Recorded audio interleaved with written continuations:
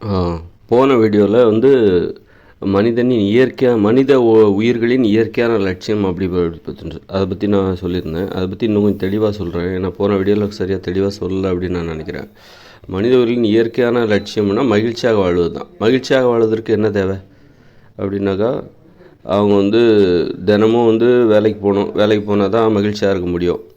அப்புறம் வந்து தினமும் விளையாடணும், தினமும் வந்து டான்ஸ் ஆடணும், தினமும் வந்து ஓவியம் வரையணும், தினமும் வந்து கவிதை எழுதணும், தினமும் வந்து உடற்பயிற்சி செய்யணும், தினமும் வந்து குடும்பத்தோட நேரம் செலவழிக்கணும், தினமும் வந்து நண்பர்களோடு இருக்கணும், நண்பர்களோட நேரத்தை செலவிடணும், தினமும் வந்து இந்த காதலுக்கான ஒரு காதலிப்பதற்கான நேரத்தை ஒதுக்கணும், தினமும் வந்து அது இப்படி வந்து ஒரு ஒரு எல்லாவற்றையும் பற்றிய அப்போ உடல் ஆரோக்கியத்துலேயும் கவனம் செலுத்தணும், உணவுகளில் வந்து ஒரு கவனம் செலுத்தணும். நம்ம உடல் ஆரோக்கியத்தை வச்சுக்கிட்டா தான் மகிழ்ச்சியாக வாழ முடியும்.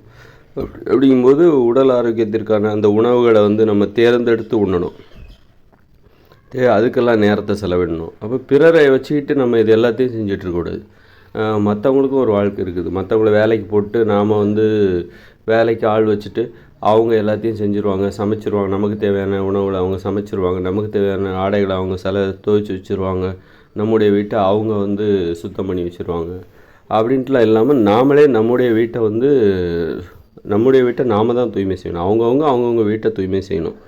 அதாவது அவங்கவுங்க அப்படின்னா 8 வயசுக்கு மேலே உள்ளவங்களுக்கு ஒரு தனி வீடு கொடுத்துடணும். ஒரு 10 அடி அகலம் 10 அடி நீட்டம் அப்படிங்கிற ஒரு அறை, அப்புறம் ஒரு சமையலறை, அப்புறம் ஒரு கழிவறையும் குளியலறையும் ஒரே இடத்துல இருக்கலாம். இப்படி ஒரு சின்ன வீடு கொடுத்துடணும் ஒவ்வொருத்தருக்கும். 8 வயசுக்கு அதுக்கு அதிகமாக கொடுக்கக்கூடாது. ஏன்னா வீடுகளுக்கான அளவு எல்லாமே இந்த உலகம் முழுக்க ஒரே மாதிரி தான் இருக்கணும். இதுதான் பொதுவான ஒரு அளவு.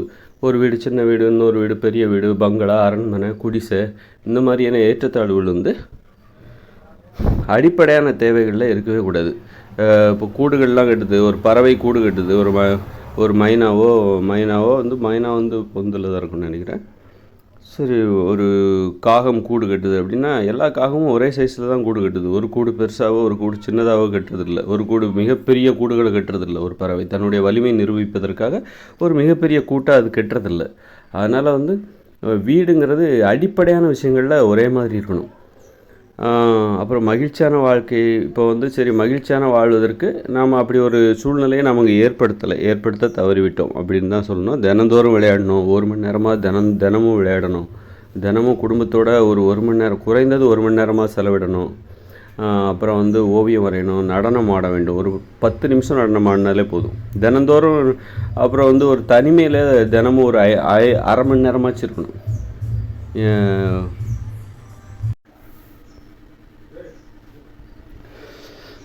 தினமும் ஒரு அரை மணி நேரமாக தனிமையில் இருக்கணும். இப்படி வந்து ஒரு முழுமையான, அப்புறம் வந்து தன்னுடைய வீட்டை சுற்றி உள்ள இடங்களை தூய்மையாக வச்சுருக்கணும். அப்புறம் வந்து ஒரு பொதுநலன் இருக்கணும். பொதுநலன்கிறதுக்கு ஒரு நேரம் ஒதுக்கணும். அது ரொம்ப முக்கியம். பொதுநலன்னா அவங்க குடும்பத்துக்காக உழைக்கிறது. அப்புறம் ஒரு தொழில் செய்கிறோம், அப்புறம் வீட்டுக்கு வரோம், நம்ம குடும்பத்துக்காக உழைக்கிறோம்.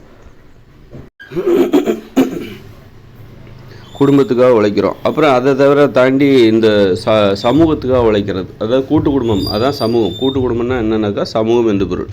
அப்போ கூட்டு குடும்பத்திற்காக உழைப்பது. அப்புறம் வந்து இந்த தெருவுக்காக, நம்ம ஒரு தெருவில் இருப்போம், அந்த தெருவோட வளர்ச்சிக்காக ஒரு கவனம் செலுத்துகிறது, அந்த தெருவை தூய்மையாக வைத்துக்கொள்வது. அப்புறம் வந்து அந்த ஊர்னு ஒன்று, அப்புறம் நிறைய தெருக்கள் சேர்ந்தது ஒரு ஊருக்காக ஒரு நேரத்தை செலவழிக்கிறது. அதை வந்து அது வளர்ச்சி அடைவதற்காக, அல்லது வந்து அதை சுத்தமாகவும் பாதுகாப்பதற்காக. இப்போ ஊர்களில் வந்து பொதுவான இடம் இருக்கும், ஒரு தெருவுனாலே அதில் பொதுவான இடம் இருக்கும். அங்கெல்லாம் வந்து என்னன்னா மூலிகைகளை வளர்க்கணும், மருத்துவ குணமுடைய மூலிகைகளையும் செடிகள் இதெல்லாம் வளர்க்கணும், மரங்களை வளர்க்கணும்.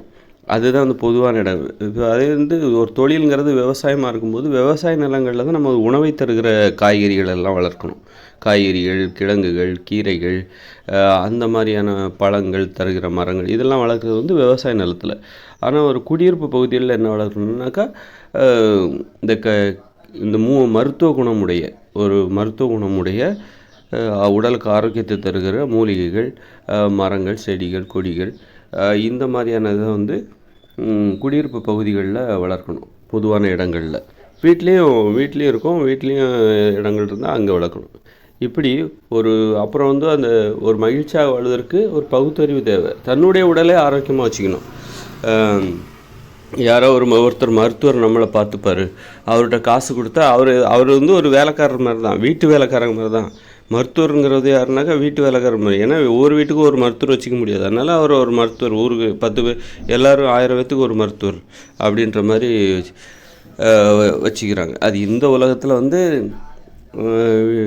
இந்த உலகத்தில் வேணால் அது சாத்தியமாக இருக்கலாம். இயற்கையோடு இணைந்த மனித வாழ்க்கையில், அதாவது 2040க்கு பிறகு வரப்போகிற இயற்கையோடு இணைந்த மனித வாழ்க்கையில் அங்கே மருத்துவர்னு யாரும் இருக்க மாட்டாங்க. ஏன்னா வந்து பணம், வியாபாரம், விற்பனை இந்த மாதிரி நடைமுறையெல்லாம் அங்கே கிடையவே கிடையாது. அதனால் வந்து மருத்துவராக யாரும் தொழில் செஞ்சு அங்கே எல்லாருமே வந்து உணவை தொழில் செஞ்சு பிழைக்க முடியாது. அதனால் எல்லாருமே உணவை உற்பத்தி செய்கிற தொழில் செஞ்சே ஆகணும், வேறு வழியே இல்லை. அவங்கவுங்களுக்கு தேவையான உணவை உற்பத்தி செஞ்சு அவங்கவுங்க பிழைச்சிக்கணும், அவங்களுக்குள்ளே பகிர்ந்து உண்டுக்க வேண்டியதான். மற்றபடி வியாபாரம், உணவுப் பொருளை உற்பத்தி செஞ்சு வியாபாரம் விற்பனைங்கிற நடைமுறை அங்கே கிடையவே கிடையாது.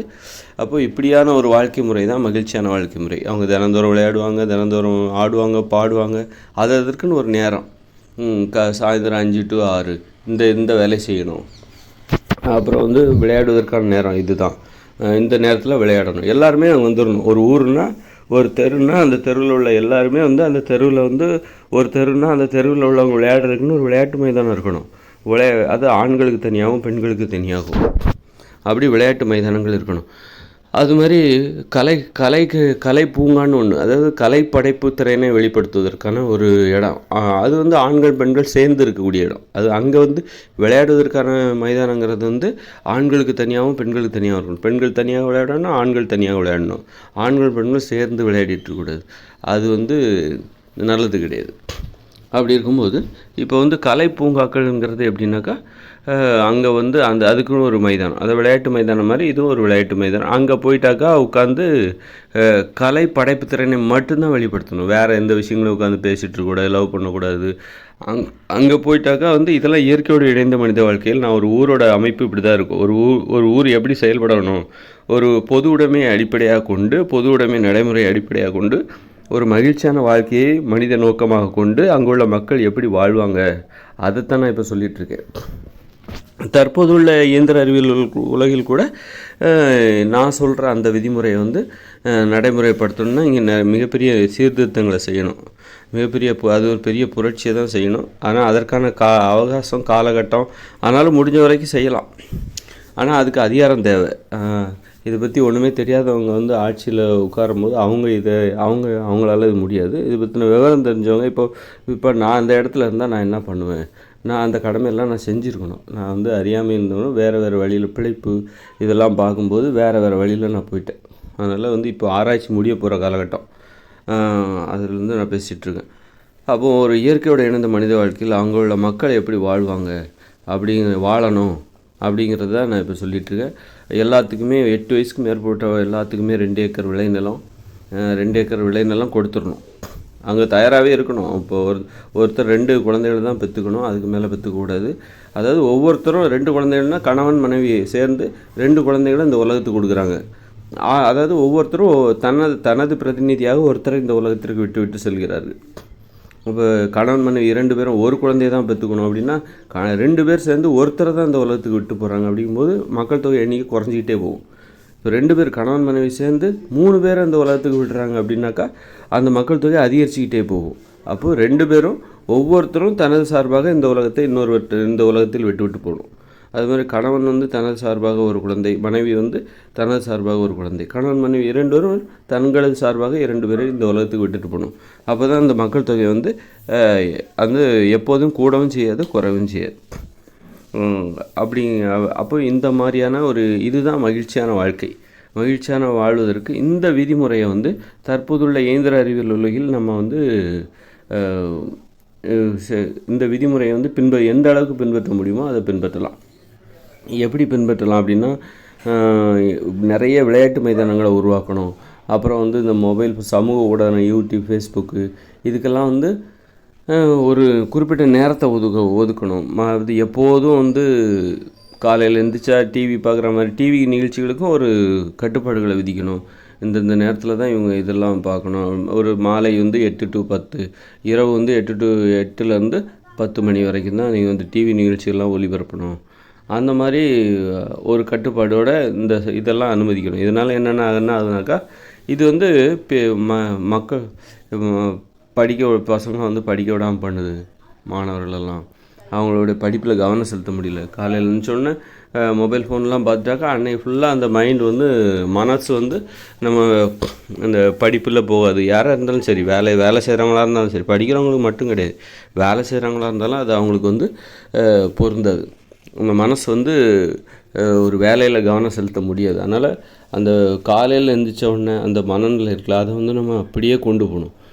அதில் வந்து ஒரு தெளிவான நீரோடை, அதில் வந்து நம்ம வந்து குட்டையை குழப்புற மாதிரி அந்த தண்ணியை குழப்பி விட்டுறக்கூடாது.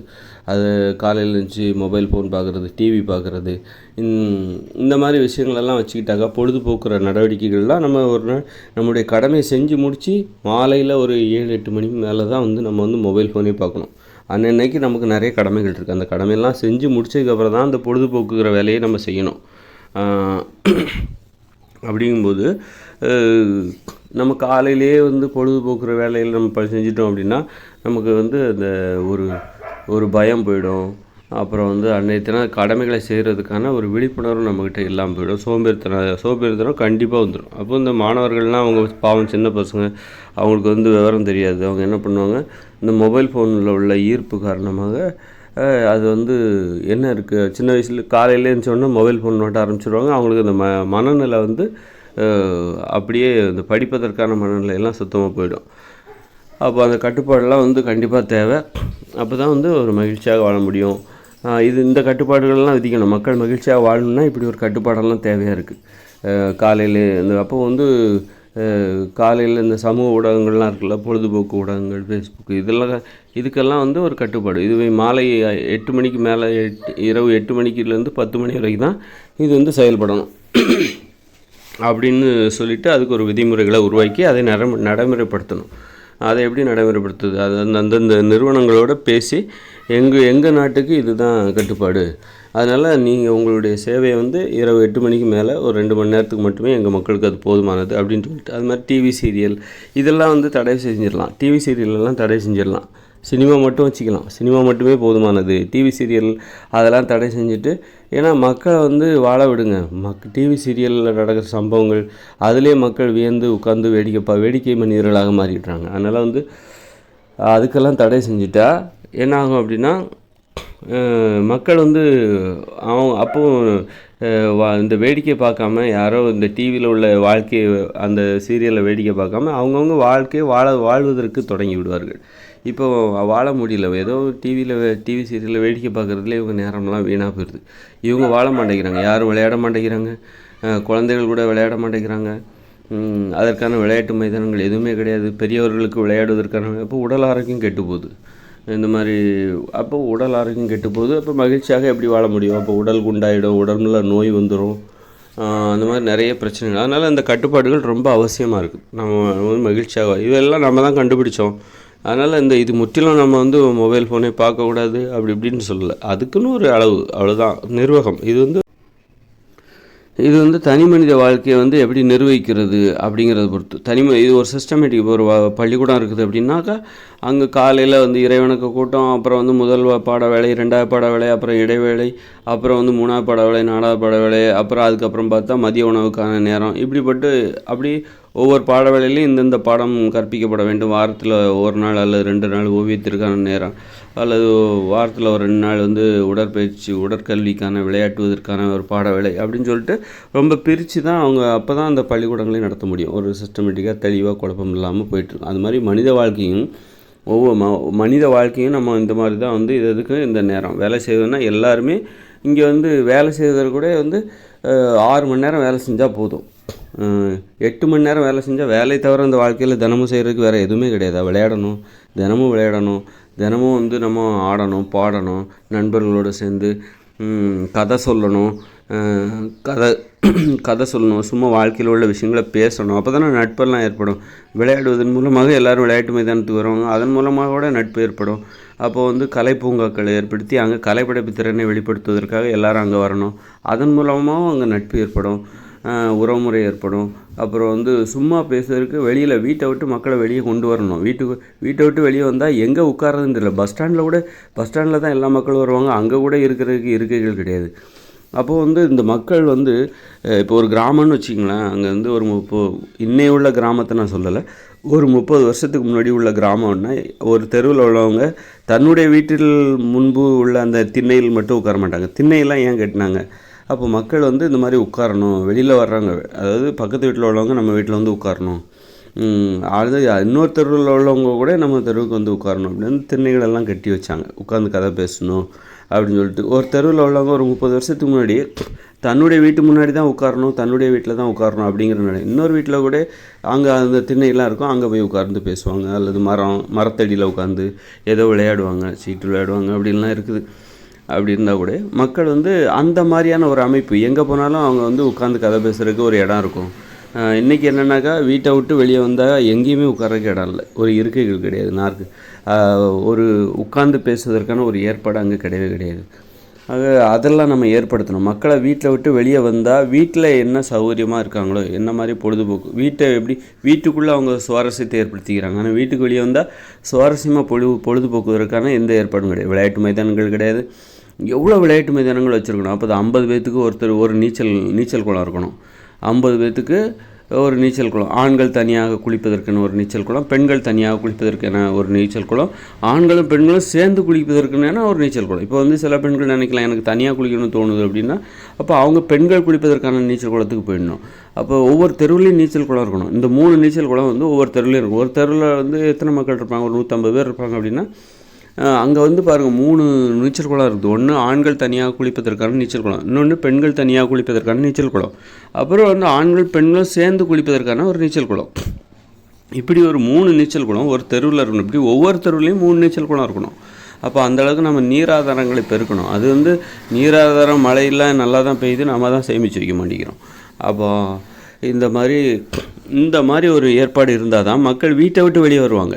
அப்புறம் விளையாட்டு மைதானம், ஒவ்வொரு தெருவுலையும் ஆண்கள் தனியாக விளையாடுவதற்கான ஒரு விளையாட்டு மைதானம் இல்லை, சின்ன எங்கெல்லாம் இடைவெளி கிடைக்குதோ, எங்கெல்லாம் ஒருத்தர் ஃப்ளாட் வாங்கிட்டு வீடு கட்டாமல் நல்ல விற்பனை விலையேறும் அது வரைக்கும் அந்த நிலத்தை காலியாகவே போட்டு வச்சுருப்பாங்க. அந்த மாதிரி நிலத்தை காலியாக போட்டுன்னா அவர்கிட்ட கேட்டு வாங்கி அந்த நிலத்தை விளையாட்டு மைதானமாக ஆக்கணும்.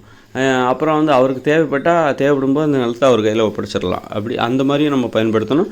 அல்லது ஒரு தெருன்னா இதெல்லாம் இருக்கணும். இந்த அடிப்படை தேவையை உள்ளடக்கியதுன்னா ஆண்கள் தனியாக விளையாடுவதற்கு ஒரு விளையாட்டு மைதானம், பெண்கள் தனியாக விளையாடுவதற்கு ஒரு விளையாட்டு மைதானம், அப்புறம் வந்து ஆண்கள் பெண்கள் சேர்ந்து விளையாடுறதுக்கு விளையாட்டு மைதானம் கிடையாது. ஏன்னா விளையாட்டுன்னா அது ஆண்கள் தனியாகவும் பெண்கள் தனியாகவும் தான் விளையாடணும். ஆண்கள் பெண்களும் சேர்ந்து விளையாடக்கூடாது. விளையாட்டில் வந்து ஆண்கள் பெண்கள் இருவருக்கும் 2 பேரும் சேர்ந்து விளையாடக்கூடாது, போட்டி போடக்கூடாது. பெண்களும் ஆண்களும் போட்டி போடக்கூடாது.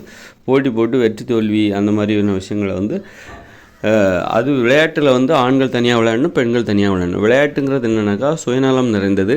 அங்கே வந்து உறவுமுறைக்கு இடம் கிடையாது. மாமா மச்சான், அம்மா பையன், அண்ணன் தம்பி, தாத்தா பேரன், இந்த மாதிரி உறவு. அங்கே வந்து வெற்றி தோல்வி மட்டும்தான் முக்கியம். அதனால் வந்து அங்கே உறவுமுறைக்கு இடம் கிடையாது. அது சுயநலம் நிரம்பியது. தொழில் செய்கிற மனநிலையை அடிப்படையாக கொண்டு ஒரு தொழில் செய்யும்போது நம்ம வேலை செய்கிற இடத்துல நமக்கு என்ன மனநிலை இருக்குமோ அதை அடிப்படையாக வச்சு தான் இந்த விளையாடும்போது நமக்கு ஏற்படுகிற மனநிலை இருக்குல்ல, ஒரு சுயநலம். அப்போ அங்கே வந்து அந்த மாதிரியான ஒரு விளையாடும்போது அப்போ நம்ம எப்படி இருக்கணும், என்ன மாதிரி பேசணும் அப்படிங்கிறதுலாம் இருக்குது. விளையாடும்போது ஒருத்தர் தொடக்கூடாது, பாதுகாப்பாக விளையாடணும். இன்றைக்கி வந்து விளையாட்டு ஒருத்தர் வந்து இப்போ வந்து விளையாடுற கபடியில் நிறைய பேர் இறந்து போயிடுறாங்க. ஃபுட்பால் விளையாடி இறந்து போகிறவங்க நிறைய பேர் இருக்காங்க. கபடி விளையாடி பல்லு உடஞ்சி போனவங்க, விளையாட்டின் மூலமாக பல்லு உடஞ்சி போனவங்க, கிரிக்கெட் விளையாடி இறந்து போனவங்க, பந்து பட்டு தலையில் பட்டு இறந்து போனவங்க நிறைய பேர் இருக்காங்க. அதனால் வந்து அதனால தான் இன்றைக்கி நிறைய பேர் விளையாடாத காரணமே என்னென்னாக்கா விளையாட்டு வந்து ரொம்ப ஆபத்தாக போச்சுது, ரொம்ப அச்சுறுத்தலாக மாறிவிட்டது. அதனால தான் வந்து விளையாடுவதை நிறுத்தி விட்டார்கள். வேண்டாம், தேவையில்ல, இது வந்து அச்சுறுத்தலாக மாறிவிட்டது விளையாடுவது என்பது. அதனால் வந்து அது நான் விளையாடுவேண்டா அப்படின்னு சொல்லிட்டு துணிச்சலாக இறங்குறாம உயிரை பணயமாக வைக்கிறவங்க தான் இன்றைக்கி விளையாட முடியும். இப்போ வந்து ஒரு அம்மாவுக்கு தன்னுடைய பிள்ளை வந்து விளையாட போயிருக்கு அப்படின்னா அந்த அம்மாவுக்கு பயமாக இருக்குது, எதாவது ஆகிடுமோ, பார்த்து விளையாடுறா அப்படி இப்படின்னு சொல்லிட்டு அட்வைஸ் பண்ணி ஏதாவது ஆகிடுமோ, முழுசாக வீடு வந்து சேர்ந்தால் தான் உண்டு அப்படிங்கிற மாதிரி ஆகிப்போச்சு. அப்போ இந்த மாதிரியான ஒரு வழக்கங்கள், வாழ்க்கை முறை இதெல்லாம் வந்து விளையாடுவதற்கு ஏன் மக்கள் விளையாடலை, அதற்கு இது காரணம். அப்புறம் இன்னொன்று என்னென்னா, விளையாட்டில் வந்து சண்டை வர்றது, ஒருத்தர் திட்டிக்கிறது, அப்போ அவமானப்படுறது. அப்படிங்கும்போது அதை தவிர்ப்பதற்காக விளையாடுவதை நிறுத்தி விடுகிறார்கள். அப்போ விளையாடுவதற்கு இவங்க என்ன பண்ணணும் அப்படின்னா, விதிமுறைகள், அதாவது நீ விளையாடும்போது ஒருத்தர் தொடாத. ரெண்டாவது வந்து நீ பகிர்ந்து உண்ணாத. ஏன்னா பகிர்ந்து உண்ணாக்கா போட்டி உணர்வு இல்லாமல் போயிடும். போட்டி உணர்வு தேவை. பகிர்ந்து உண்டாக்கா வந்து உறவுமுறை ஏற்பட்டுவிடும். போட்டி உணர்வு. அப்புறம் வந்து வாங்க போங்கன்னு தான் பேசணும். விளையாடும்போது விளையாட்டு மைதானத்துக்குள் நுழைந்து விட்டாலே நீ சின்னவங்க பெரியவங்க வித்தியாசமே கிடையாது. வாங்க போங்க, நீங்கள் வாங்க போங்க, அந்த மாதிரி மரியாதையை தான் பேசணும். நீ வா போ, வாடா போடா அப்படிங்கிற மாதிரியெல்லாம் பேசக்கூடாது. ஏன்னா விளையாட்டில் வந்து உறவுமுறைக்கு அங்கே இடம் இல்லை. வெற்றி தோல்வி தான் அங்கே முக்கியம். ஒரு தொழில் செய்கிற இடத்துல வந்து அம்மாவும் பையனும் ஒரே ஸ்கூலில் வேலை பார்க்குறாங்கன்னா, அவன் அம்மான்னு தன்னுடைய அம்மாவை கூப்பிட மாட்டான், டீச்சர்னு தான் கூப்பிடுவாங்க. அது மாதிரி தான் வந்து விளையாடுற இடத்துலையும் அந்த பாசத்துக்கு இடம். அப்போ அன்பு பாசம் ஏற்படுவதற்கு எது காரணம்? பகிர்ந்து உண்பது தான் காரணம். அப்போ விளையாடுகிற இடத்துல, விளையாட்டு மைதானத்தில் நம்ம உள்ளே நுழைஞ்சிட்டாலே நாம் என்ன பண்ணணும் அப்படின்னா, அங்கே வந்து நம்ம வந்து பகிர்ந்து உண்ணக்கூடாது அதிலேருந்து. அப்புறம் வந்து யாரையும் நீ வா போ, வாடா போடா அப்படின்லாம் கூப்பிடக்கூடாது. அப்புறம் வாங்க போங்கன்னு தான் கூப்பிடணும். ஒருத்தர் தொடக்கூடாது. இது ரொம்ப முக்கியம். ஒருத்தர் தொடவே கூடாது. ஏன்னா வந்து இது எல்லாமே விளையாட்டு மைதானத்திற்குள் ஒருவர் தொடுவதே ஒரு வன்முறை தான். ஏன் மக்கள் விளையாடலை? விளையாட்டில் நிறைய அவமானங்கள் நடக்கும். உணர்ச்சி வசப்பட்டு ஒருத்தர் திட்டுவாங்க, அவமானப்படுத்துவாங்க, அப்புறம் வாடா போடான்னு பேசுவாங்க. அப்புறம் வந்து தொடுற மாதிரியான விளையாட்டுகளில் ஒருத்தர் பிடிச்சி தள்ளி விடுவாங்க. ஃபுட்பாலில் வந்து தள்ளி விடுவாங்க. அந்த நேரத்தில் கால் தட்டி விட்டுரும், விழுந்துருவாங்க. தெரியாமல் கூட தட்டி விட்டுரும், விழுந்துருவாங்க. கபடி விளையாடுறேன் அப்படின்னு சொல்லிட்டு கபடி விளையாடுறேன்னு சொல்லிட்டு காலை எட்டி உதச்சி, அப்புறம் வந்து மூஞ்சி முகரெல்லாம் பேர்ந்து பல்லுலாம் உடஞ்சி தலை குப்புற விழுந்து கை கால் முறிஞ்சு, இந்த மாதிரி நிறைய அபாயங்கள் இருக்குது. அந்த அளவுக்கு விளையாட்டுங்கிறது வந்து கஷ்டப்பட்டு இந்த மாதிரி உயிரை பணயமாக வச்சு சாகசங்கள் செய்து தான் விளையாடணும் அப்படிங்கிற ஒரு அவசியமே கிடையாது. விளையாட்டுங்கிறது போட்டி உணர்வு. அதன் மூலம் என்ன, உட்காந்து கூட விளையாடலாம். தாயம்லாம் விளையாண்டாங்களா, பல்லாங்குழி அது மாதிரிலாம் விளையாண்டாங்களா, அது மாதிரி என்னென்னா ஒரு போட்டி உணர்வு தான் தேவை. அதை வந்து நம்ம ஓடி ஆடி விளையாண்டால் தான் போட்டி உணர்வு கிடைக்கும் அப்படின்லாம் ஒன்றுமே கிடையாது. அதுக்காக ஓடி ஆடி தான் விளையாடணும் அப்படிங்கிற அவசியம் இல்லைன்னு சொல்லலை. எப்படி வேணாலும் விளையாடலாம். நமக்கு தேவை போட்டி உணர்வு. எளிமையாக விளையாடணும். விளையாட்டுகளில் எளிமை இருக்கணும். பாதுகாப்பு தான் முக்கியம். பாதுகாப்பை புறக்கணித்து விட்டு நம்ம விளையாடவே கூடாது. பாதுகாப்பு, நம்முடைய உடல் பாதுகாப்பாக இருக்கணும். காயங்கள் ஏற்படக்கூடாது, தொடக்கூடாது முதல்ல. அப்போது ஒரு விளையாட்டிற்கான பாதுகாப்பு. நம்ம விளையாட போகிறதுனால நமக்கு அவமானங்கள் ஏற்படாது, காயங்கள் ஏற்படாது. அங்கே வந்து ஒருத்தர் திட்டி அடிச்சுக்கிட்டு தொட்டுக்கிட்டு தள்ளி விட்டுட்டு அது ஒரு அவமரியாதையாக உணர்வாங்க. இப்போ வந்து விளையாடும்போது கபடி விளையாடுறாங்க, ஒருத்தர் காலை பிடிக்க போகிறாரு, அவர் தலையை பிடிச்சி அழுத்திடுவாங்க. அப்போ அது அவருக்கு ஒரு அவமானமாக இருக்கும். அதனால் அவர் என்ன பண்ணுவார், விளையாடுறதே நிறுத்திடுவார் அப்படின்னு சொல்லி. அப்போ இந்த மாதிரியான அவமானங்கள், ஒரு ஃபுட்பால் விளையாடுவாங்க, வேகமாக ஓடுவாங்களா, கால் தடிக்கி தலை குப்புற விழுந்து, ஒருத்தர் காலை நீட்டிடுவார், இவருக்கு தடிக்கி குப்புற விழுந்து மூக்கு அடிபட்டு அசிங்கமாக போயிடும். அப்போ இதெல்லாம் வந்து அப்போ எதுக்கு விளையாட்டு அப்படின்னு சொல்லி. அதனால் இந்த விளையாட்டு எல்லாருமே விளையாடணும். விளையாட்டின் நோக்கங்கிறது என்ன தெரியுமா? எல்லாரும் விளையாடணும். விளையாட்டு வந்து ஒரு பொதுவான ஒரு விஷயம். அதை வந்து எல்லாருமே விளையாடணும். அப்போ எல்லாரையும் விளையாட வைக்கணும். அப்போ எல்லோரும் விளையாடுறதுல என்ன தடைகள் இருக்குது? உனக்கு என்னதான்ப்பா தடை, ஏன் விளையாட மாட்டேங்கிற அப்படின்னு கேட்கும்போது, இல்லை எனக்கு அவமானம், இங்கே திட்டி விட்ருவாங்க, சண்டை வந்துடும், உறவுமுறை கெட்டு போயிடும், அப்புறம் வந்து தெரியாமல் கூட நான் கீழே விழுந்து காயங்கள் ஏற்பட்டுரும், கை கால் முறிஞ்சு போச்சுன்னா நான் என்ன பண்ணுறது, யார் பாப்பா என்னைய, அப்படி இப்படின்னு சொல்லிவிட்டு நிறைய அப்புறம் அவமானம் வரும், சண்டை வரும், மரியாதை இல்லாமல் பேசுவாங்க, சின்ன பசங்க கூட விளையாடும்போது. ஆக இது எல்லாத்தையும் இப்போ இந்த மாதிரி நிறைய பிரச்சனைகளை நம்ம மனசில் வச்சுக்கிட்டு விளையாட்டை பாதுகாப்பாக மாற்றணும் அப்படின்னா அதற்குன்னு ஒரு விதிமுறைகளை உருவாக்கணும். முதல்ல அங்கே வந்து போட்டி உணர்வு தேவை. வெற்றி தோல்வி தான் முக்கியம். தயதாட்சியே பார்க்கக்கூடாது, பரிதாபமே பார்க்கக்கூடாது. ஐயோ அண்ணன் தோற்றுருவார், அண்ணன் வந்து அவர் மனசு வருத்தப்படுமே, அதெல்லாம் கிடையாது. தம்பிக்காக நம்மளுடைய வெற்றியை விட்டு கொடுத்துருவோம். அந்த வேலையை அங்கே வச்சுக்கூடாது. வெற்றி தோல்வி தான் முக்கியம். வெற்றி தோல்வியை அப்போ அதுக்கு என்ன தடையாக இருக்குன்னா, உறவுமுறை, அன்பு, பாசம், நட்பு இதெல்லாம் தடையாக இருக்குது. அப்படிங்கும்போது அப்போ வந்து நம்ம உறவுமுறைக்கு என்ன காரணம் அப்படின்னா பகிர்ந்து உண்பதால் தான் உறவுமுறை ஏற்படுகிறது. அதனால் என்ன பண்ணணும், நம்ம பகிர்ந்து உண்பதை நிறுத்திவிட வேண்டும். அதாவது விளையாட்டு மைதானத்திற்குள் நுழைந்ததும் பகிர்ந்து உண்ணுகிற வேலையை வச்சுக்கக்கூடாது. அங்கே போய் அப்புறம் வந்து பகிர்ந்துன்ற வேலை. அப்போ நீ வா போ வாடா போடா இந்த மாதிரிலாம் கூப்பிடக்கூடாது. வாங்க போங்க அப்படின்னு தான் கூப்பிடணும். அப்புறம் ஒருத்தர் தொடக்கூடாது. அப்புறம் வந்து ஒரு ஒருத்தர் தொடக்கூடாது. காயங்கள் ஏற்படுற மாதிரி அச்சுறுத்தலை ஏற்படுத்துகிற விளையாட்டை விளையாடக்கூடாது. இன்னொன்று மிக முக்கியமானது, விளையாட்டுகளுக்கு பரிசுகள் கொடுக்கக்கூடாது. பரிசு பணம் விளையாடுறதே தொழிலாக வச்சிக்கக்கூடாது. இப்போ ஒலிம்பிக்கில் போய் போட்டி போடுறாங்களா, அந்த மாதிரியான வேலைகளுக்கெல்லாம் தடை வச்சிடணும். மக்கள் விளையாடணும். விளையாட்டுங்கிறது விளையாட்டு வீரர்களுக்கானது கிடையாது, மக்களுக்கானது. இதுதான் வந்து வியாபாரிகள். விளையாட்டு வீரர்கள் அவங்க வேறு யாரும் கிடையாதுங்க. விளையாட்டை தொழிலாக வச்சு பணம் சம்பாதிக்கிற வியாபாரிகள். அவங்க வந்து அவங்கள வேடிக்கை பார்க்க நாம் ஆரம்பிச்சிட்டோம். மக்களுக்கான விளையாட்டுங்கிறது மக்களுக்கானது. மக்கள்லாம் இன்றைக்கி கை கட்டிட்டு வேடிக்கை பார்க்குறான். மக்கள்கிட்ட இருக்கிற விளையாட்டை பிடிங்கி தான் அவர் வந்து சாகசம் பண்ணிகிட்டு இருக்காரு. இன்றைக்கி வந்து நம்ம யாராக இருக்கட்டும், அவர் தான் வந்து மிகப்பெரிய ஜாம்பவான், கிரிக்கெட் ஜாம்பவான், ஃபுட்பால் ஜாம்பவான். இவர் யாருன்னா, இவர் கோடிக்கணக்கில் சம்பாதிப்பார். 100 கோடி 200 கோடியெல்லாம் சம்பாதிச்சிட்ருப்பார். அப்போது வந்து மக்கள் வந்து வேடிக்கை பார்த்துட்ருப்பாங்க. மக்கள்கிட்ட இருக்கிற விளையாட்டை பிடிங்கி தான் அவர் அந்த மாதிரி அப்போது மக்களுக்கான ஒரு மக்களை வந்து பொழுதுபோக்குறதுக்கு என்டர்டெயின் பண்ணுறாரு அவர். அந்த மாதிரி போகும்போது இது வந்து மக்கள்கிட்ட இருக்கிற விளையாட்டை பிடிங்கி இவர் வந்து பணம் சம்பாதிக்கிறாரு. மக்கள்லாம் வேடிக்கை பார்க்குறாங்க. மக்களுக்கான அப்போ அது தனி உடைமை ஆகி போயிடுது. தனி உடைமை ஆகி போயிடுது. விளையாட்டுங்கிறது ஒரு பொதுவான ஒரு உடைமை. விளையாட்டுங்கிறது பொதுவான ஒரு நடைமுறை. அப்படியும் மக்கள்கிட்ட இருக்கிற விளையாட்டை பிடுங்கிட்டு இவங்களா விளையாடி இவங்க ஒரு 10 இந்தியாவில் உள்ள மக்களுக்கு சார்பாக அந்த விளையாட்டை மக்கள்கிட்ட இருந்து வாங்கி உலக அரங்கிலேயோ அல்லது மாநில அரங்கிலேயோ மாவட்ட அரங்கிலேயோ ஒரு அந்தந்த லெவலுக்குன்னு மக்கள் இருக்காங்க. அந்த விளையாட்டை தொழிலாக வச்சுக்கிறவங்க அதை வச்சு அவங்க சம்பாதிப்பாங்க. மக்கள் வேடிக்கை பார்ப்பாங்க. ஆனால் அந்த விளையாட்டு மக்கள் யாரும் விளையாட மாட்டாங்க. இதனால் என்ன ஆகுது, யாரோ ஒரு கொஞ்சம் பேர் விளையாடுறதுக்கா மக்கள் எல்லாரும் தங்களுடைய விளையாட்டை அவங்க கையில் கொடுத்துட்டு, நாங்கள் உங்களை வேடிக்கை பார்க்குறோம், நீங்கள் எங்களுக்காக விளையாடுங்க, இந்தியாவுக்காக விளையாடுங்க, இந்திய மக்கள் உங்களை வேடிக்கை பார்ப்பாங்க, எங்களுக்கு உடல் ஆரோக்கியம் போனாலும் பரவாயில்ல, இந்தியாவுக்கு பெருமை தரட்டும், நாங்கள் நோய் வந்து உடல் ஆரோக்கியம் இல்லாமல் அந்த விளையாட்டின் மூலம் கிடைக்கிற மகிழ்ச்சி இருக்குல்ல, மன அழுத்தத்தையே போக்கிறோம். அந்த அளவுக்கு ஒரு ஆற்றல் நிறைந்தது விளையாட்டு. 1 மணி நேரம் விளையாட்டுனா அது வந்து தொழில் செய்கிறதுனால ஏற்படுகிற மன அழுத்தத்தை தான் போக்கும். நல்லா கேட்டுங்க, ஒரு விளையாடுவதன் மூலம் ஏற்படுகிற மன அழுத்தங்கிறது வந்து எதை போக்கும் அப்படின்னா, நமக்கு மன அழுத்தம் வெவ்வேறு வகையில் ஏற்படும். நம்ம ஒரு குடும்ப விஷயத்தில் ஏற்படும். குடும்பத்தில் நிறைய பிரச்சனைகள் இருக்கும், கவலைகள் இருக்கும், அல்லது ஒரு காதல், இந்த மாதிரி குடும்ப உறவுகள், தாம்பத்திய உறவுகள், இப்படி நிறைய பிரச்சனைகள் இருக்கும், கவலைகள் இருக்கும். அது சம்பந்தமான மன அழுத்தத்தை இந்த விளையாட்டு போக்காது. விளையாட்டின் மூலம் ஏற்படுகிற மன அழுத்தங்கிறது விளையாடுவதால் செல்கிற மன அழுத்தங்கிறது எதுனா, நம்ம தொழில் செய்வோம்ல, வேலை செய்யும்போது நமக்கு ஒரு மன அழுத்தம் ஏற்படுத்தல, அந்த மன அழுத்தத்தை போக்குவதற்கு தான் அந்த விளையாட்டு உதவி பெறும்.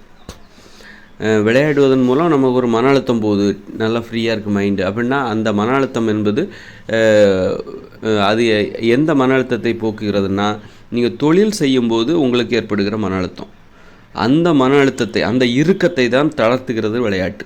சரி, அப்போ வந்து வாழ்க்கையில் ஒரு காதலில், குடும்பத்தில் ஒரு புருஷன் பொண்டாட்டி, அவங்களுக்கு இடையில் புள்ள அப்பா, இவங்களுக்கு இடையில் ஏற்படுகிற பிரச்சனைகள், அப்புறம் கூட்டு குடும்பத்தில் ஏற்படுகிற பிரச்சனைகள், கூட்டு குடும்பம் ஏற்படுகிற சமூகத்தில் ஏற்படுகிற பிரச்சனைகள், இந்த பிரச்சனைகளெல்லாம் வந்து இந்த பிரச்சனையினால் ஒரு மன அழுத்தம் ஏற்படும்ல, அதை போக்குவதற்கு தான் ஆடல், பாடல், நடனம், ஓவியம், கவிதை, கதை சொல்கிறது.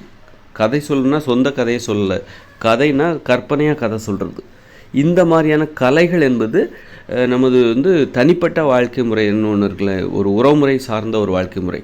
ஏன்னா விளையாட்டில் உறவுமுறை கிடையாது, அதே மாதிரி தொழிலையும் உறவுமுறை கிடையாது. அதனால் வந்து தொழிலில் ஏற்படுகிற மன அழுத்தத்தை போக்கணும் அப்படின்னா, தொழிலில் ஏற்படுகிற வெற்றி தோல்விகளை எளிதாக எடுத்துக்கொள்ள வேண்டும் என்றால் தினமும் 1 மணி நேரம் விளையாடணும். அப்போ தான் அந்த அழுத்தம் போகும். தினம் நம்ம உழைக்கிறோம், தினம் தொழில் செய்கிறோம், அந்த அழுத்தத்தை அன்னைக்கே நம்ம போக்கிடணும், அன்றைக்கே விளையாடுவதன் மூலம் போக்கிடணும். இல்லைனா உடல் ஆரோக்கியம் கெட்டு போகும். அதனால தான் நோய் அதிகமானதுக்கு அதான் காரணம், நம்ம யாரும் விளையாடுவதில்லை. அப்போ வந்து சரி, இப்போ காதலில் வந்து தோல்வி ஏற்படும், வெற்றி தோல்விகள் ஏற்படும், அப்புறம் வந்து வெற்றினால் வந்து இருமாப்பு ஏற்படும், தோல்வியினால் வந்து அவமானம் ஏற்படும் காதல்னாலையும். அப்போ குடும்பத்தில் சண்டைகள் ஏற்படும், பக்கத்து வீட்டுக்காரங்களோட சண்டை ஏற்படும், கூட்டு குடும்பத்துக்குள்ளேயே சண்டை ஏற்படும், துரோகம். ஏன்னா உறவு முறையில் வந்து நிறைய துரோகங்களை சந்திக்க வேண்டியிருக்கும். அங்கே வந்து காதல்ங்கிறது துரோகத்தை துரோகம் போன்ற அனுபவங்களை ஏற்படுத்தும், நம்பிக்கை துரோகங்கள். இது எல்லாம் கடந்து நம்ம இதில் வந்து நம்ம சோர்ந்துடக்கூடாது, இதில் வந்து நாம் மீளணும் அப்படின்னா தினம் அதற்கான ஒரு மருத்துவ முறை தான் ஆடல், பாடல், ஓவியம், கவிதை, கதை சொல்கிறது, சிற்பம் அடிக்கிறது. அப்போ அதுக்குன்னு ஒரு நேரத்தை நம்ம ஒதுக்கணும். கலை படைப்பு திறனை வெளிப்படுத்துவதற்காக தினமும் 1 மணி நேரத்தை ஒதுக்கணும். அப்படி ஒதுக்குனா மட்டும்தான் அது அந்த உறவுமுறை சார்ந்த மன அழுத்தத்தை அது போக்கும். நட்பில் வந்து நண்பர்கள் என்னடா இப்படி துரோகம் பண்ணுறாங்க, நண்பன் நினச்சோம், இவ தோழின்னு நினச்சோம், இவ வந்து நம்மக்கிட்ட இப்படி வந்து ஏமாற்றிட்டாளே, இப்படி நம்ம கூடவே இருந்து நமக்கு இப்போ இதையெல்லாம் போக்கணும், இதெல்லாம் கடந்து அந்த உறவுமுறையை நம்ம கடந்து கொண்டு போகணும் அப்படின்னா அதற்கு வந்து நீங்கள் தினமும் ஆடல், பாடல், ஓவியம், கதை சொல்கிறது, சிற்பம் அடிக்கிறது, கவிதை எழுதுவது, இந்த மாதிரியான டான்ஸ் ஆடணும், இந்த மாதிரியான விஷயம் தினமும் தேவை. அப்போ தினமும் தேவை. பார்த்தீங்களா எவ்வளோ பெரிய விஷயம் பாருங்க. ஒரு விளையாட்டோட முக்கியத்துவம். இந்த மன அழுத்தங்கிறது 2 விதமான மன அழுத்தம் இருக்குது. உறவுமுறை சார்ந்த மன அழுத்தம், உறவுமுறை அல்லாமல் ஏற்படுகிற ஒரு மன அழுத்தம், தொழில் மூலமாக ஏற்படுகிற மன அழுத்தம் ஒன்று. அப்புறம் வந்து குடும்ப வாழ்க்கை, உறவுமுறை சார்ந்து ஏற்படுகிற மன அழுத்தம் ஒன்று. இந்த 2 மன அழுத்தங்களையும் போக்குவதற்கு தான் விளையாட்டு. அப்போ வந்து மக்களுக்கு அது தேவை இல்லையா? விளையாட்டு தொழில் மூலம் ஏற்படுகிற மன அழுத்தம் மக்களுக்கு ஏற்படுவது இல்லையா? அப்போ அதை என்ன பண்ணுறாங்க, இவங்க விளையாட்டை வந்து டிவியில் பார்க்குறதுனாலேயே இவங்களுக்கு ஒரு என்ஜாய்மெண்ட் வருது, அதன் மூலம் போயிடுச்சுன்னு நினைக்கிறாங்க. விளையாட்டின் மூலமாக மன அழுத்தத்தை போக்க வேண்டுமென்றால் நாம் விளையாட வேண்டும். விளையாடாமல் அந்த மன அழுத்தம் போகாது. நாம் விளையாடணும். வேடிக்கை பார்ப்பதால் ஏற்படுகிற வேடிக்கை பார்ப்பதுலேயும் ஒரு சந்தோஷம் இருக்கும், ஆனால் அது பெரிய சந்தோஷம் கிடையாது. நாம் கஷ்டப்பட்டு விளையாடணும். இன்னொருத்தர் குடும்பம் நடத்துகிறாங்க, கல்யாணம் பண்ணுறாங்க, அதை வேடிக்கை பார்த்தா போதுமா? அப்போ அவங்கவுங்க எல்லோரும் குடும்பம் பண்ணணும்ல, குடும்பம் நடத்தணும்ல, திருமண வாழ்க்கையில் ஈடுபடணும்ல. யாரோ ஒருத்தர் காதலிக்கிறார், அதை நம்ம எல்லோரும் வேடிக்கை பார்ப்போம். எதுக்கு எல்லாருமே காதலிச்சிட்ருக்கீங்க? இப்போ ஒவ்வொருத்தருமா காதலிப்பாங்க, ஒருத்தர் காதலிக்கிறாரு, அதை நம்ம எல்லோரும் வேடிக்கை பார்ப்போம். அது மட்டும் அப்படி பேசுகிற மாதிரி தான் இருக்குது. அது எவ்வளோ பைத்தியகாரத்தனமோ அது மாதிரி தான். எல்லாருமா சாப்பிடுவாங்க, யாரோ ஒருத்தர் சாப்பிட்டா போதாதா? அந்த பேர் அவர் சாப்பிட்றாரு, நம்ம எல்லாத்துக்கும் சேர்த்து அவர் சாப்பிடுவார், நம்ம வேடிக்கை பார்ப்போம்.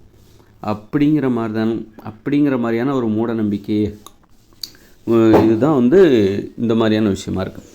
அதனால் வந்து அவங்கவுங்க விளையாடணும், ஒவ்வொருத்தரும் விளையாடுவது அவரவர்கள் உரிமை. அது வந்து அவரவர் உடல் தேவை. அவரவர் மன அழுத்தத்தை போக்குவதற்கு இயற்கையாக நாம் கடைபிடித்தே ஆக வேண்டிய அற்புதமான ஒரு நடைமுறை. அதுலேருந்து நாம் வந்து அதை நம்ம விட்டு கொடுத்தா நம்ம ஏமாளிகள். நம்ம இப்போ ஏமாளிகள் தான். இந்த தனி உடைமைங்கிறதே என்னென்னாக்கா மக்களை ஏமாத்துகிற ஒரு முதலாளித்துவ நடைமுறை.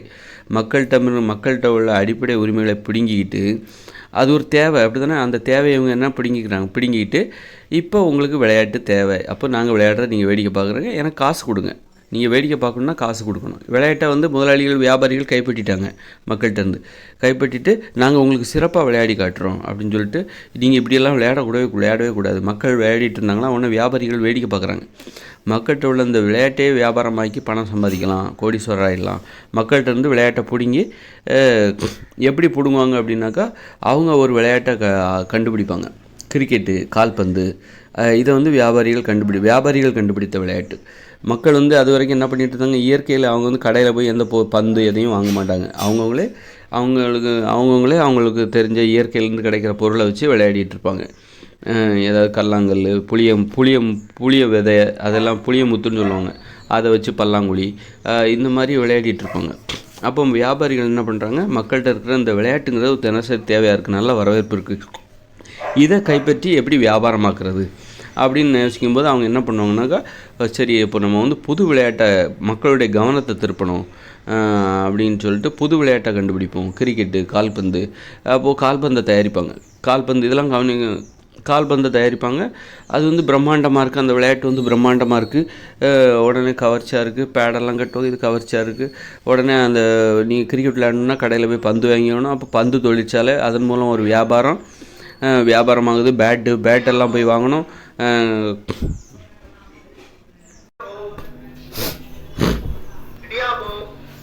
அவங்க பேட்டு வாங்கணும், அப்புறம் வந்து பந்து வாங்கணும், ஸ்டெம்பு வாங்கணும், இந்த மாதிரி வியாபாரம். அது ஒரு தொழிற்சாலை. அப்புறம் அந்த வியாபாரம், இதன் மூலம் வந்து பணம் கொடுத்து அதன் மூலம் வியாபாரிக்கு வருமானம் கிடைக்குது. அப்போ வந்து மக்களுடைய விளையாட்டே மாற்றுறாங்க. அது வரைக்கும் பல்லாங்குழி, தாயம் அப்படின்னு எதையோ விளையாண்டுட்டு இருந்தாங்க, எளிமையாக விளையாண்டுட்டு இருந்தாங்க. எல்லாருமே விளையாண்டுட்டு இருந்தாங்க. ஏன்னா கடையில் போய் எதையும் வாங்க வேண்டிய தேவையில்லை. இப்போ வந்து வியாபாரம் ஆக்கிட்டாங்க. நீ விளையாடணுன்னா கால்பந்து வாங்கணும். இப்போ மக்கள் இந்த தாய்ப்பாசு எல்லாத்தையும் மறந்துட்டாங்க, பல்லாங்குழி எல்லாத்தையும் மறந்துட்டாங்க, கித்தட்டு இதெல்லாம் எல்லாத்தையும் மறந்துட்டாங்க. அப்போ இப்போ விளையாடணும் அப்படின்னா உனக்கு வந்து கால்பந்து விளையாட்டை அறிமுகப்படுத்தி மற்ற விளையாட்டெல்லாம் மறக்கடிச்சிட்டு இப்போ விளையாட்டுனாலே எல்லாத்துக்கும் என்ன நினைப்போகிறது, வாலிபால், கிரிக்கெட்டு, கால்பந்து, இதுதான் விளையாட்டு, டென்னிஸ். அப்போ அதுக்கு போய் நீங்கள் பொருள் வாங்கணும், நெட்டு வாங்கணும். அது யார் வாங்குறது? எல்லாருக்கும் அந்த விழிப்புணர்வு வராது. விளையாடுவதற்காக இதெல்லாம் போய் வாங்கணுமா? நம்ம என்ன விளையாட்டு வீரர்கள் தான் அதை வாங்குவாங்க, முதலீடு போடுவாங்க. அது வந்து விளையாடுவதற்கு பேட் வாங்குறாங்க, பந்து வாங்குறாங்க, இதெல்லாம் வாங்குறாங்க அப்படின்னா அவங்க முதலீடு போட்டு விளையாடி அதையே தொழிலாக வச்சு இந்தியாவுக்காக விளையாடுறேன், தமிழ்நாட்டுக்காக விளையாடுறேன்னு சொல்லிவிட்டு அது பணம் சம்பாதிப்பாங்க, மக்கள்கிட்ட இருக்கிற விளையாட்டை பிடுங்கி. அப்போ வந்து இப்போ வந்து பார்த்தாங்க மக்கள் எல்லாருமே தொழில் செய்கிறாங்க, மன அழுத்தம் ஏற்படுது. அதை போக்குவதற்கு விளையாடுகிற வேலையை இவங்க செய்கிறதே கிடையாது. விளையாட்டை எல்லா மக்களும் வேடிக்கை பார்க்குறாங்களா? விளையாடுறதும் கிடையாது, விளையாட்டை வேடிக்கை பார்க்குறதும் கிடையாது. அப்போ மனதில் அந்த அழுத்தம் அதிகமாகி என்ன பண்ணுறாங்க, அது தவிர்ப்பது. அப்போ வந்து நிறைய பிரச்சனைகள் வருது, உளவியல் சார்ந்த பிரச்சனைகள் வருது. அதனால் இவங்க என்ன பண்ணுறாங்க, தனிமையில் ஒதுங்கிடுறாங்க. வேண்டாண்டா அந்த மனித உயிர்களோட ஏற்படுகிற இந்த உறவு முறையே வேண்டாம், மனித உயிர்களோடு ஏற்படுகிற இந்த உறவு முறையே வேண்டாம். நாம் நம்ம வேலையை உண்டா, வீட்டுக்கு வந்தோமா, படுத்து தூங்குனோமா, சாப்பிட்டோமா, வெந்தது தின்னோமா, விதி வந்த மாதிரி போய் தூங்குனோமா, மறுநாள் காலைல வேலைக்கு போனோமா, எதுக்கு வம்பு இவனோடலாம் அப்படின்னு சொல்லிட்டு மக்கள் இந்த மாதிரியான. அப்போ ஒரு வியாபாரம்ங்கிறது, இந்த முதலாளித்துவ நடைமுறைங்கிறது, இந்த தனி உடைமை நடைமுறை என்பது மக்களிடம் உள்ள பொதுவான உரிமைகளை பிடுங்கி அதை வியாபாரமாக்கி மக்களை வந்து நிறைய உளவியல் சார்ந்த பிரச்சனை, உடலியல் சார்ந்த பிரச்சனை, தினந்தோறும் விளையாடலைன்னா அது சார்ந்த உடல் நோய், மனதில் நோய், பாடல் ஆடுவதற்கே கூச்சப்படுகிறார்கள், ஓவியம் வரைய தெரியவில்லை. இப்படி அறியாமையில், அதாவது மன அழுத்தத்தை போக்குவதற்கான வழியே அறியாதவர்களாக அந்த வழியவே இவங்க செய்கிறது கூச்சப்படுறாங்க, விளையாடுறதுக்கே ஒரு பயங்கர கூச்சம். அப்புறம் வந்து எப்படி இவங்க மன அழுத்தத்தை போக்குவார்கள்? இப்போ அவங்க வித்தியாசமான பிரச்சனைகளை மாட்டிக்கிட்டு மக்கள் முழிக்கிறாங்க. அதான் வந்து மக்களால் வந்து மகிழ்ச்சியாக வாழவே முடியாத அளவுக்கு மக்கள் ஒரு இக்கட்டான ஒரு வாழ்க்கை முறைக்குள் தள்ளப்பட்டு கொண்டிருக்கிறார்கள் அப்படின்னு தான் இது. அதற்கெல்லாம் காரணம். அப்போ எதை வியாபாரமாக பண்ணணும், எதை வியாபாரமாக பண்ணக்கூடாது, எதை வியாபாரிகள்கிட்ட கொடுக்கணும், அதுக்காக வியாபாரத்தை நம்ம வந்து இந்த இயந்திர அறிவியல் உலகில் வியாபாரம்ங்கிறது எதை அடிப்படையாக இருக்குது, எதில் வந்து நம்ம வியாபாரம் பண்ணணும், எதில் வியாபாரம் பண்ணக்கூடாது அப்படின்னா கலைகளை வந்து வச்சு தொழில் செய்யக்கூடாது, அப்புறம் விளையாட்டை வச்சு தொழில் செய்யக்கூடாது. ஏன்னா மக்களுடைய தேவை இப்போ வந்து அது மாதிரி தொழில் செய்கிறதுனால மக்களால் அதை வச்சு அதை விளையாட முடியல, வேடிக்கை பார்க்குற மனுஷங்களாம் மாறிடுறாங்க. ஏன்னா இப்போ அதை வச்சு தொழில் செய்கிறாங்க அப்படின்னா மக்கள் தான் நுகர்வோர்கள். அப்போது வந்து மக்கள் விளையாட போயிட்டாங்கன்னா அதை யார் வேடிக்கை பார்ப்பாங்க? கிரிக்கெட் விளையாண்டுட்டு இருப்பாங்க, உலக கிரிக்கெட் விளையாண்டுட்டு இருக்காங்க. அப்போ வந்து மக்கள்லாம் அதை வேடிக்கை பார்க்காம அவங்கவுங்க விளையாட போயிட்டாங்கனாக்கா, அப்போ இந்த கிரிக்கெட் விளையாட்டு மூலமாக நிறைய பேர் முதலீடு பண்ணியிருப்பாங்க, பணம் சம்பாதிக்கணும். அந்த முதலாளிகள் எப்படி பணம் சம்பாதிப்பாங்க?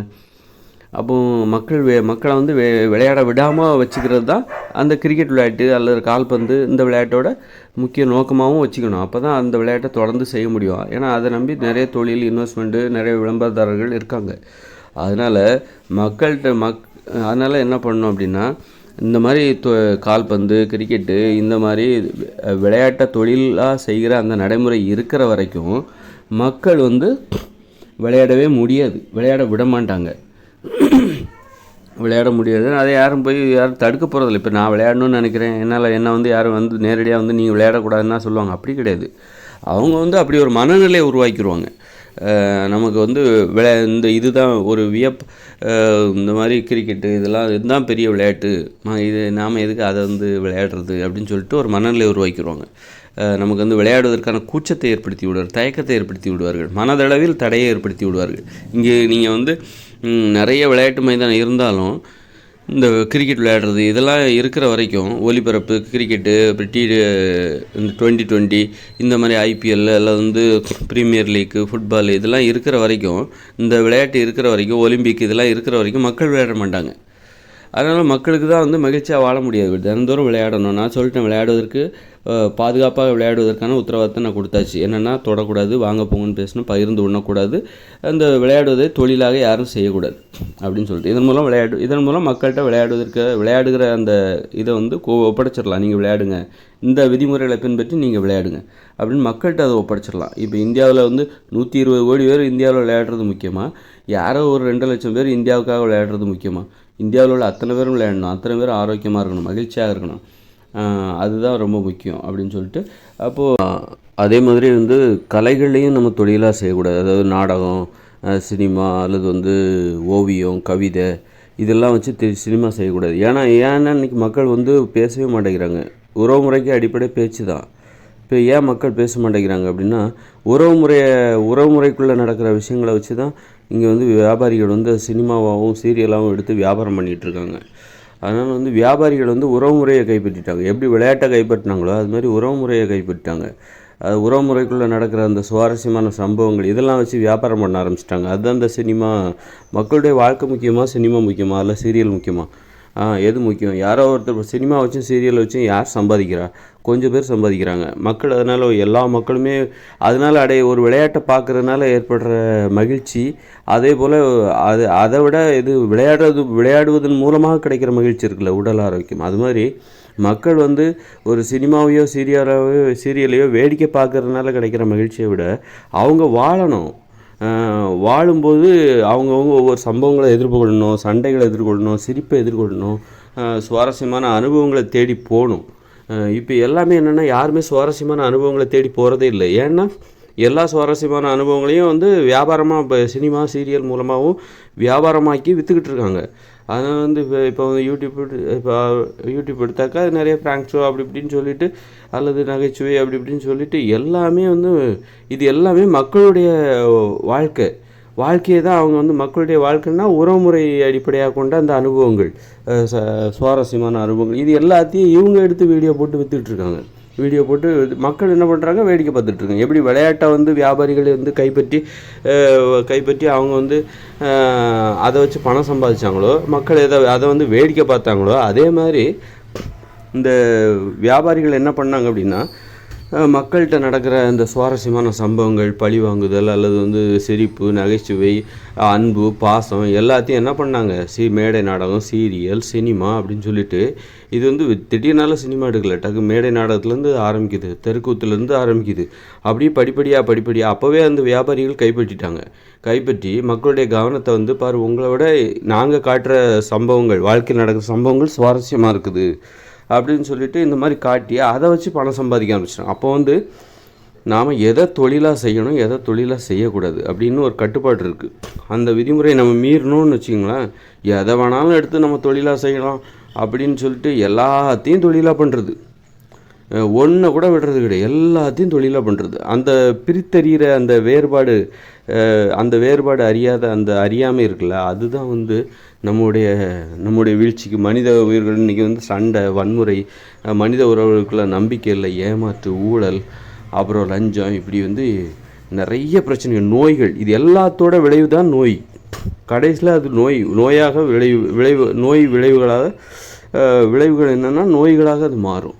அதனால் இது வந்து சாதாரண விஷயமே கிடையாது. நாம் இன்றைக்கி வந்து சினிமாவில் அவர் ஜாம்பவான், இல்லை இவர் ஜாம்பவான், இவர் தான் மிகப்பெரிய நடிகர், அவர் தான் மிகப்பெரிய நடிகர், இவர் தான் மிகப்பெரிய இசையமைப்பாளர், அப்படி இப்படின்னு சொல்லிட்டு நாம் என்ன பண்ணுறோம், யாரோ ஒருத்தர். ஆனால் அது எல்லாமே நம்முடைய உரிமைகள், நம்ம எல்லாத்துக்குமான உரிமைகளை தான் அவங்க எடுத்து வச்சு வியாபாரம் பண்ணிக்கிட்டு இருக்காங்க. அதை முதல்ல நல்லா தெரிஞ்சுக்கணும். அதனால் வந்து கலைகளையும் வியாபாரமாக செய்யக்கூடாது, விளையாட்டையும் வியாபாரம் செய்யக்கூடாது. இந்த ரெண்டையும் வந்து மக்கள்கிட்ட கொடுத்துடணும். இதில் வந்து நீ வியாபாரமே செய்யக்கூடாது, நீ வீட்டுக்கு போ. ஏன் இன்னும் சொல்லப்போனால் அந்த தேட்டரை கூட நம்ம மூடினு மக்கள் சுவாரஸ்யமாக இருப்பாங்க, மகிழ்ச்சியாக இருப்பாங்க, அவங்க வாழ்க்கையில் சுவாரஸ்யமான அனுபவங்களை தேடி போவாங்க. இன்றைக்கி மக்கள் வந்து ஒரு வீட்டில் இருக்கிறாங்க, ஒற்றுமையாக இருக்கணும்னு நினைக்கிறாங்களே தவிர பேச மாட்டேங்கிறாங்க. ஏன்னா பேசினா பிரச்சனையாயிடும், பிரிஞ்சிருவாங்க. அதில் சுவாரஸ்யமான சம்பவங்களை வந்து அவங்க விரும்புகிறது கிடையாது. ஏன்னா இது எல்லாமே வந்து ரொம்ப சவாலானது. எல்லாத்தையும் கடந்து ஒன்றா வாழணும் அப்படின்னா சகிப்புத்தன்மை தேவை. வேறு வழியே இல்லாத சகிப்புத்தன்மை இருந்தால் மட்டும்தான் அந்த ஒற்றுமையாக இருந்து நீ சுவாரஸ்யமான சம்பவங்களெல்லாம் எதிர்கொள்ள முடியும். நீங்கள் அதை விட சுவாரஸ்யமான சம்பவங்கள் வந்து எல்லாத்தையும் டிவியில் காமிச்சிடுறாங்க, தேட்டரில் காமிச்சிடுறாங்க, சினிமா மூலமாக காமிச்சிடுறாங்க, சீரியல் மூலமாக காமிச்சிடுறாங்க. அப்போ மக்களுக்கு வந்து நிஜ வாழ்க்கையில் உள்ள சுவாரஸ்யங்கள்லாம் இனிக்கிறது இல்லை, பெருசாக தெரிகிறதில்ல. அதை விட சினிமாவும் சீரியலும் நிறைய பில்டப் பண்ணி பேக்ரவுண்ட் மியூசிக்கெல்லாம் போட்டு ஒவ்வொரு சம்பவங்களையும் வந்து உட்கார்ந்த இடத்துல வேடிக்கை பார்க்குற மாதிரி வச்சு வியாபாரம் பண்ணி அவங்க வந்து பணக்காரங்களாயிடுறாங்க, மக்கள் வந்து ஏமாளிகளாயிடுறாங்க. அவங்கவுங்களுடைய வாழ்க்கையை வாழ முடியல. மக்களால் வந்து மக்களுக்கு எல்லாத்துக்கும் ஒவ்வொரு வாழ்க்கை கொடு, அந்த வாழ்க்கையை வாழ முடியல. அந்த வாழ்க்கையை தான் நாம் என்ன பண்ணிட்டோம், இந்த கலைத்துறையை வச்சு வியாபாரம் பண்ணுறாங்களோ அந்த வியாபாரிகள்கிட்ட நம்ம வந்து அடகு வச்சிட்டோம்.